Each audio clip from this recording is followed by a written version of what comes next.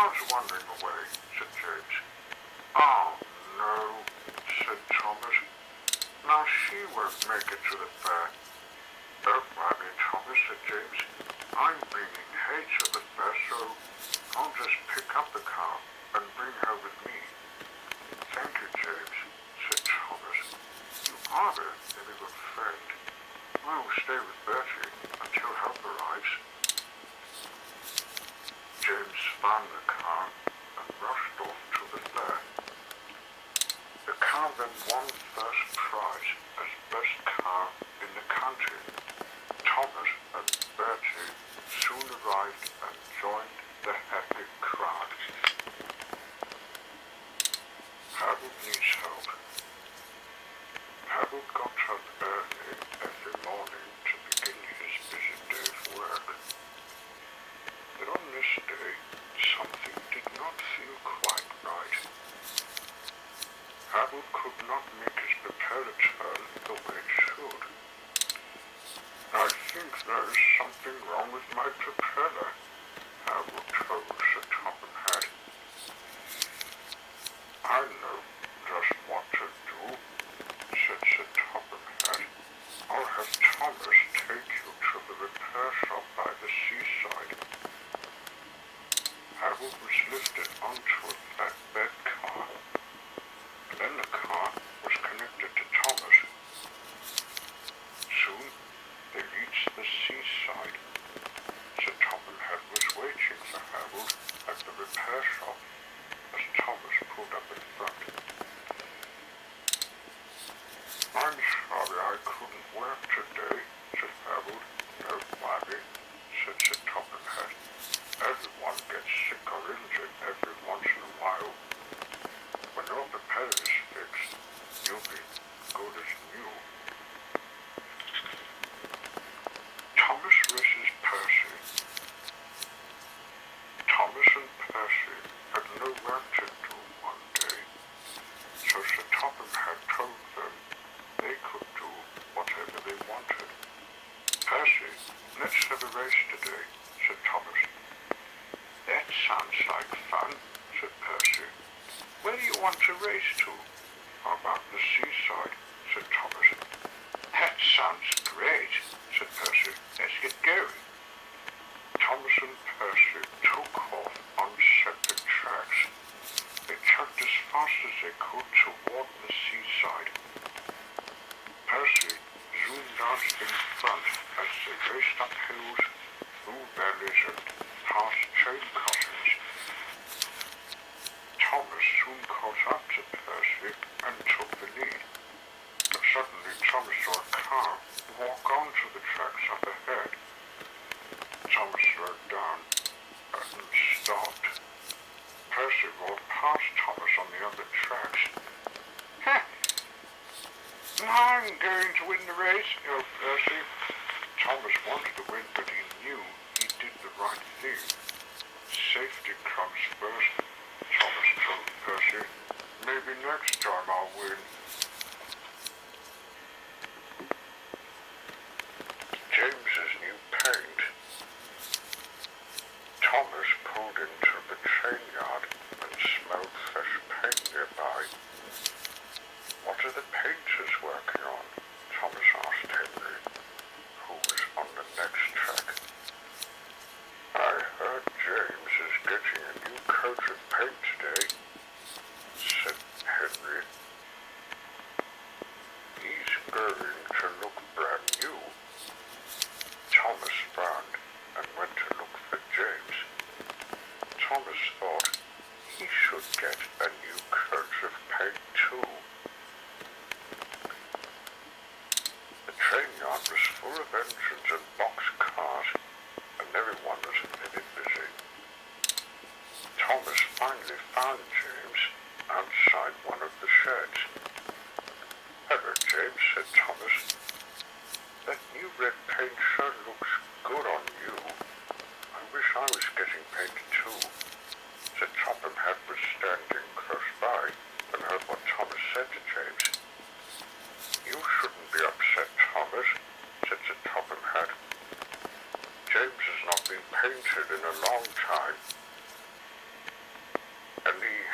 mainly rust spots. You should be glad there's nothing wrong with you that needs fixing. I understand now, said Thomas. I'm glad I don't have to be fixed, and I'm happy for James. Everyone heard what Thomas said, and they all started to cheer for James. Harold's night search. Henry was traveling to the seaside to pick up supplies from the cargo ships at the docks. As he passed through a train crossing, he suddenly saw a huge boulder on the tracks. Henry slowed down and stopped. He could not get past the boulder. As the sun began to set, Sir Topham had heard that Henry had not yet arrived at the seaside. Sir Topham had worried that something had happened to Henry, so he went to talk to Harold. It's getting dark, Sir Topham had said to Harold. You must go and find Henry. Harold quickly took off to search for Henry. Soon Harold found him, stopped in front of the boulder. Harold then lowered a net, and Henry's driver tied it round a huge rock. I'll lift the boulder out of the way so you can get to the seaside, Harold told Henry. Thanks, shouted a happy Henry. I'm on my way. The dangerous shortcut. Thomas is late getting back to the train yard. I'd better figure out a way to arrive on time today, thought Thomas as he passed through a train crossing. Sir Topham might start to think I'm not reliable. Thomas took a shortcut he'd heard about. I'd better slow down, thought Thomas. These tracks look dangerous. Thomas tried to stop, but it was too late. He slowly slid off the tracks and into a ditch. Luckily, Percy came by on the regular tracks and saw what had happened to Thomas. Percy pulled him out of the ditch and back to the regular tracks. I'll never do that again, Thomas said to Percy.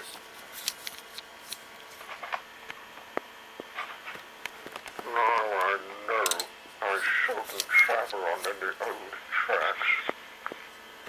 Henry teaches a lesson. Thomas and Percy were very excited. They were going to follow Henry down to the seaside. Sir Topham had decided that Henry should teach them where to go and how to be safe while ships were being unloaded. Let's go, Henry said as he pulled out of the train station. Thomas and Percy quickly followed.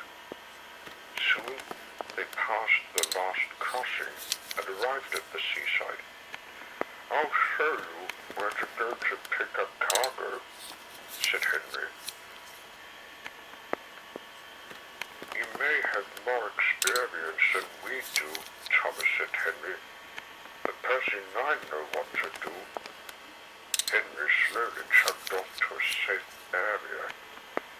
Thomas and Percy stayed where the cranes lifted crates off the ships. Suddenly, one of the crates dropped a huge crate. Look out! Henry yelled to Thomas and Percy as the crate crashed to the ground, just missing them. Wow, Henry was right, Thomas said to Percy. We still have a lot to learn from bigger engines like Henry. Thomas rescues Percy. Thomas was feeling a bit sad one afternoon. He saw his friend Harold helping out when others were in trouble. Thomas thought he was not as good as Harold. The Topham saw that Thomas was sad and went to the engine shed to talk to him. "Don't be sad, Thomas," the Topham told Thomas. "You are a really useful engine, and I have an important job for you. I need you to rescue Percy before it gets dark. He ran out of fuel in the tunnel, and Harold is not able to reach him." Then Thomas smiled and rushed off to help Percy. He raced through several train crossings before he reached the tunnel where Percy was stuck. Thomas stopped and slowly started to back into the tunnel. "Thanks for coming to help me, Thomas," said Percy. "Harold couldn't reach me." Thomas latched on Percy's coupling and pulled him safely out of the tunnel. "Very good, Thomas," shouted Harold, who was watching from above. "See, we're both really useful." Bertie saves the day. Sir Topham was in a very happy mood. "Thomas, it's a splendid day for music festival," said Sir Topham. "I want you to bring all the musicians to Tidmouth Station." Thomas hooked onto several train cars loaded with musicians, instruments, and wooden planks to build the music stage. Thomas took off and headed toward Tidmouth. Thomas only got as far as the second train crossing when one of his wheels broke down, and he had to stop. Bertie was nearby and saw what had happened. "I know what we can do, Thomas," he said. "Let's have the music festival right out here in the countryside." "That's a good idea, Bertie," said Thomas. "You can go to Tidmouth and bring all the people out here."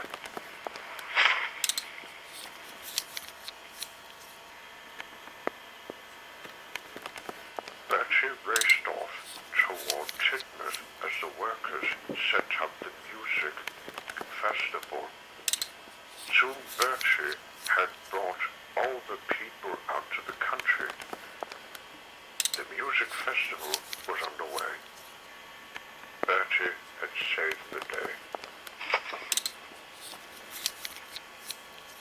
Sir Topham's birthday. Sir Topham sat alone in his office hard at work. "Something doesn't seem right," thought Sir Topham. "The engines have finished their work for the day and should be resting. But I hear Thomas and Percy, Henry and James moving around." Suddenly, Sir Topham had heard a knock on his office door. It was his wife, Lady Had. "You must come outside quickly," Lady Had called through the door. "Something's wrong." Sir Topham had jumped up and opened the door. All the engines and workers started to cheer and shout. "Happy birthday, Sir Topham," they all yelled. "I'm sorry I tricked you," said Lady Had with a laugh. "That's okay," said Sir Topham, as he laughed along. "This is the best surprise I've ever had. Thanks